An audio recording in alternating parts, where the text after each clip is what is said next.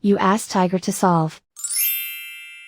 This deals with linear equations with one unknown. The final result is x equals -8/5. Let's solve it step by step. Simplify the expression. Expand the parentheses. Multiply the coefficients. Simplify the arithmetic. Expand the parentheses. Simplify the arithmetic. Group all x terms on the left side of the equation.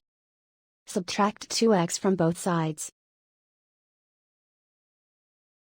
Group like terms. Simplify the arithmetic. Group like terms. Simplify the arithmetic. Group all constants on the right side of the equation. Subtract 20 from both sides. Simplify the arithmetic.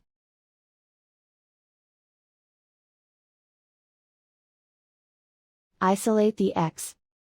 Divide both sides by 10. Simplify the fraction. Find the greatest common factor of the numerator and denominator. Factor out and cancel the greatest common factor. And so the final result is x equals -8/5.